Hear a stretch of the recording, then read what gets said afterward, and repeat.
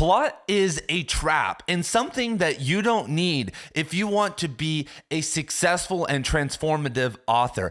And I personally know countless authors who are stuck because they have endless ideas, endless projects, and can never actually get one thing done.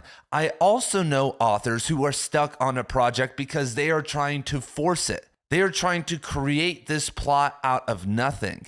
And it's really just not working. And today I'm going to talk about some of the greatest authors of all time who just circumvented plot entirely. And of course, I'm not telling you that you need to do this, but it's interesting to note because if we are going to create a literary renaissance, which is the goal of Right Conscious, we need as many great authors in the game as possible. And if there are things that are holding almost everyone back, we need to be able to move through them or view them from a different way.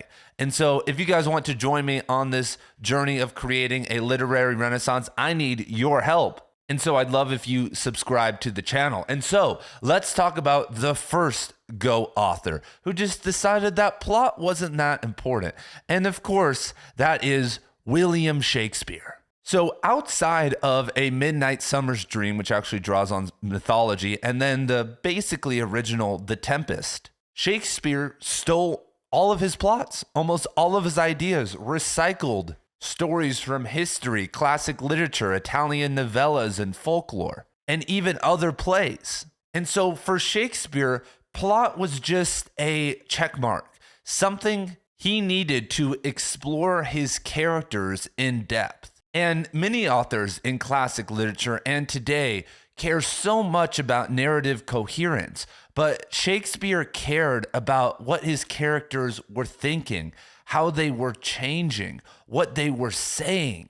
And what's funny about Shakespeare, if you look at many of his stories, it's not necessarily the plot details that cause a change in conflict. You know, many people have committed regicide, like Macbeth and Lady Macbeth, but Shakespeare shows in that play that their spiraling down into madness is actually a human condition and has nothing to do with the plot. That long before this plot to kill King Duncan or whatever manifests, that they were already wacko.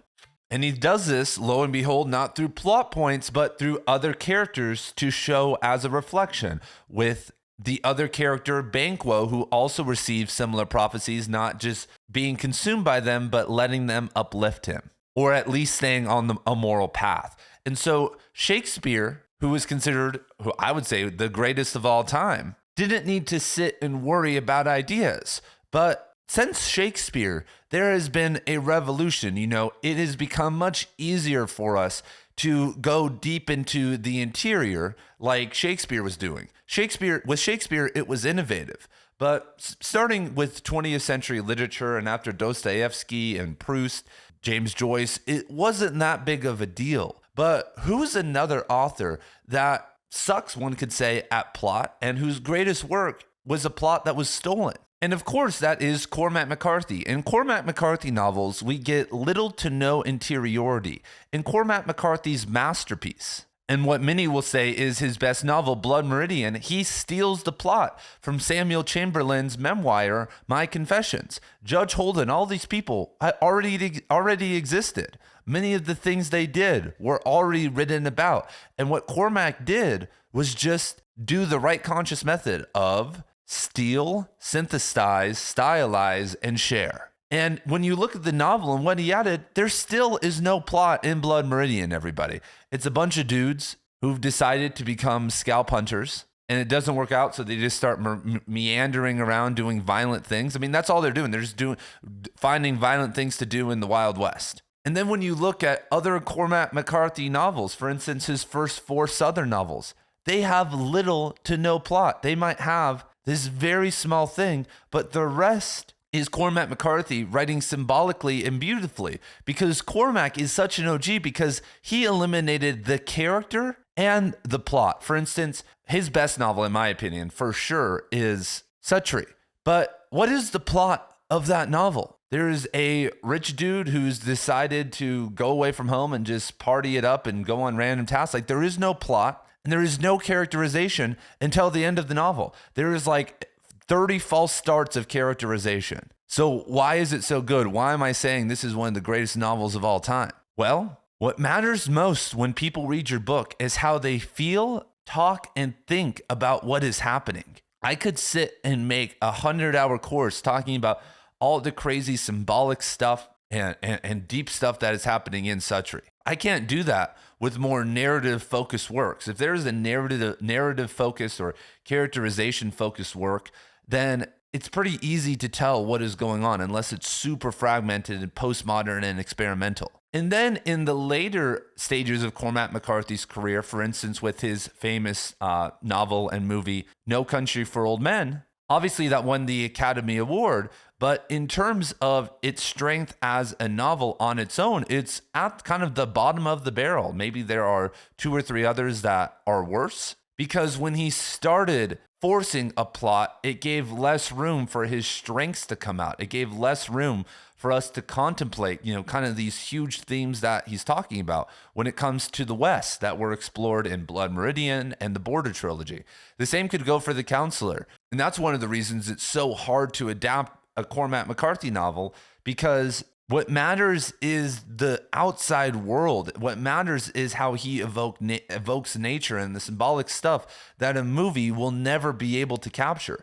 And that's why reading, no offense, is always going to be better than books, especially when you have a real author, because the amount of play and contrast and these types of things that you can do with words and with the rhythm, with the language, can just never be achieved on the screen. Obviously, film is much more accessible and easy to consume, and when done right, it doesn't require you to reread or like contemplate. It just happens and it's immediate, and it's it's used for that. But these are just interesting things to think about. That someone who sold tens of millions of books didn't have to focus on plot. His most popular novel, The Road, has this loose plot of boy and father are living in an apocalyptic world and trying to go south. And in the novel, maybe 5 things happen. It's 250 pages? Maybe 5 external events happen where, they get attacked or they confront somebody or something big happens, someone gets sick. 5 things happen. There's this general goal of going south. So what the hell else is happening? Well, and there's no interiority. It's just them walking and Cormac just writing beautifully. And that's what makes it a great novel. That's what makes it different than every other, post-apocalyptic genre nerd story, which I love. I love dystopian literature, but it's because he brought it to that level. He wrote in a way that none of those other people have the ability to write with. And so, as I've been saying, and I just want to reiterate that you don't need to do this, but this is a viable path. And I think that there are plenty of people out there who just aren't good at making up plots. This just isn't something for them. The same could be said about characterization. Maybe it's not your thing, and there are other paths to circumventing that. And you maybe don't need to go all the way like some of these people that we're talking about and we'll talk about. But even if you go 20% of the way and take some of the weight off of your shoulders so that you can get the train going again, then that would be a win, right? And I think it would actually make the work better in a lot of cases. So now we have 2 other monsters in modernist literature, and modernists really tapped into this idea. The modernists realized this. We have Virginia Woolf, James Joyce. Mrs. Dalloway, To the Lighthouse are pretty plot light. James Joyce in Finnegan's Wake basically abandons the plot. Ulysses is plot light again. Samuel Beckett, Clarice Lispector, in some of their works, abandon plot. Focus more on monologues. Focus, for instance, on plots that maybe just never come. Everyone's waiting for a plot to happen. That's another thing you can do, but it just doesn't. Chuck Palahniuk in his book Haunted kind of explores this topic. What happens when there is no drama? You just lock everyone in a house and there's none of this external plot. Then we create our own drama. And so as you maybe can see throughout time, throughout these different generations, I just put up Clarice, Cormac McCarthy. They're kind of this new generation that's basically done. There's always a group of people who take this to the next level. And now, because of our access to the internet, our access to so much information, we have and I mean, even technology and all these, books that have beautiful sentences in them. We have the ability to go beyond people like Cormac McCarthy. We have the ability because of how insane our society is, and that's something that technology has done for us. Technology is so immersive and is such a similar experience for everyone that you can have something like technology or suburbia or some of these things present in your novel and have a loose plot around that, and everybody knows what that is. Everybody knows what it feels like. And so you don't need to turn this into some cyberpunk quest, BS, but rather you can then play with the immense amount of whether characterization or symbolic contemplation or the anxiety and internal reality of dealing with this stuff, and never actually focus on some external plot, because we are living in a time where more people are depressed and committing suicide than ever. And so that means that there are more people who, and a lot of those people who are sad are living plotless lives, if you think about it. The reasons that they are sad aren't because that they were abused or this or that. Many times it is, or some of the time it is, but many times it's of their own doing. It's because they are stuck in their little head.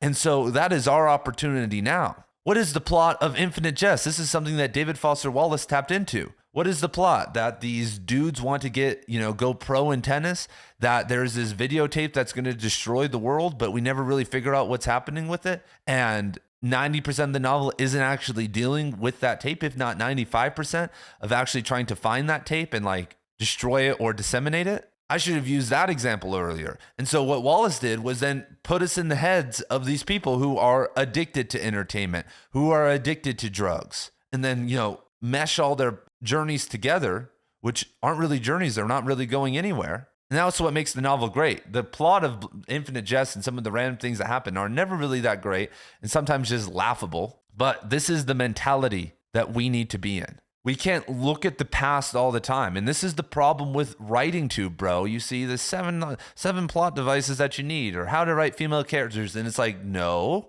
That's why I try to prevent myself from doing too many of those videos. Sometimes those videos are fun and important, but we don't need rules. We need these broad guidelines to reorient ourselves away from some of the bad habits that we've probably put on ourselves because we are projecting our expectations onto the past. And we're like, oh, this is how it needs to be. And it actually doesn't need to be that way. And if you are a self-published author, then you even have more. If you're not trying to go the traditional publishing route or don't think that it's going to work for you, then you have even more freedom to do this. And this actually works more with your messaging. As I was just saying that, one of the opportunities now we have is to talk, go into this internal world, or if not, then go into the symbolic world. And if that's the case, then it's actually really easy to target that person. If you have a book like Clarice would write, or James Joyce or Proust would write, and now obviously books like that have to be more specific, then you could find that group of people out there and say, hey, I think you'll like this book. And if it's actually good, that will start to get momentum in that community, and people will start to want to read it because it's a voice for how they are feeling. And the same is true for the symbolic world. Let's say you have this very deep analysis of, some aspect of Eastern Orthodoxy. Well, you could present that to Eastern Orthodoxy people, or Orthodox people, I should say, and that will gain steam. But if you try to give someone, try to sell someone on some plot, then you're competing with entertaining writers, exploitative fiction.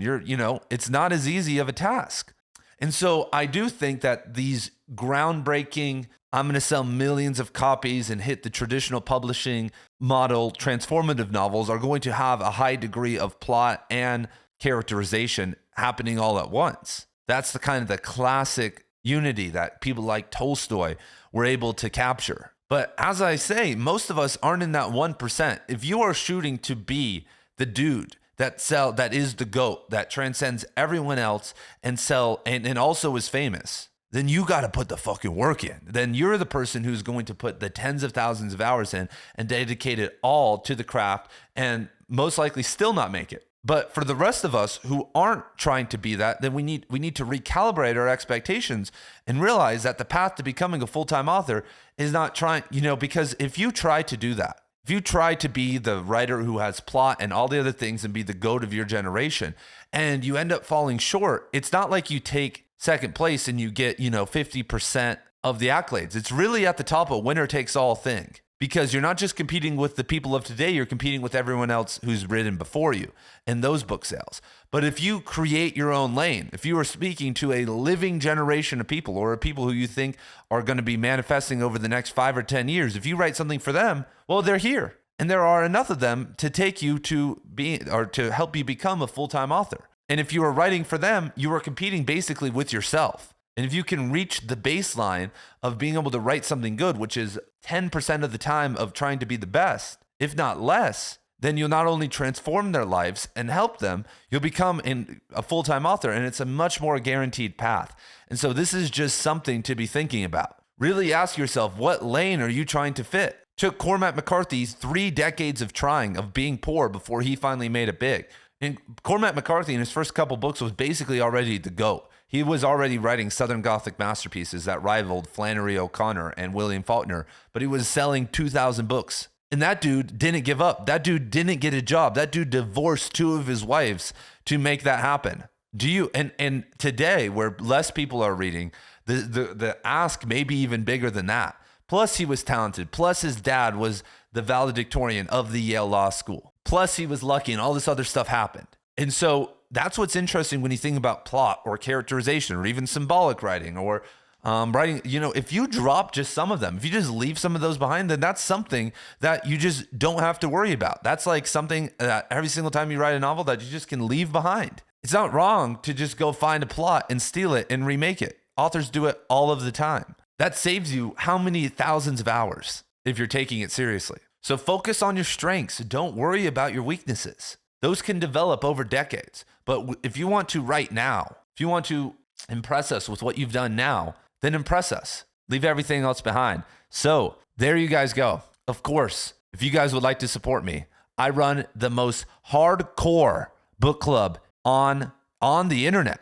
We read 8 to 10 real pieces of literature a month. A Nabokov, Pynchon, Tolstoy, Dostoevsky, Cormac McCarthy novel. We read one of those every single month, plus other authors. I can't remember everyone. I will put the link down below. I also have course material over there. I'm going to be launching a ton more this month. And so if you guys would like to support me, you can. But if you are broke or don't believe in giving people money, which many people do not believe in that, then my Substack has a ton of free content, dozens of posts that can help you become a better author and understand your favorite authors better. And if you don't care about that, then if you are not on Substack.com, then you are not where the best writers and best readers in the world are. Substack is not a replacement for writing books. Substack is the bridge that all of us are going to use to be able to sell more books and to become recognized. And so I recommend that you post your backlog of writing there, that you create a flow, a system, so that you can finally put your name out there instead of existing in isolation with this dream that you're going to one day get this publishing deal and they don't want to see any of your published stuff online. Yeah, right. Then you should also read new authors who are on there, who are GOATs, who are doing so good. People, your compatriots. Collaborate with them. Get to know them. Then you will have an unlimited amount of people to collaborate with and edit with. It's an awesome community. I would love to see you guys over there. And if you don't want to do any of that, watching my videos is enough. And if you don't want to do that, then go out into the world and keep being a positive person. And I will see you guys in the next video.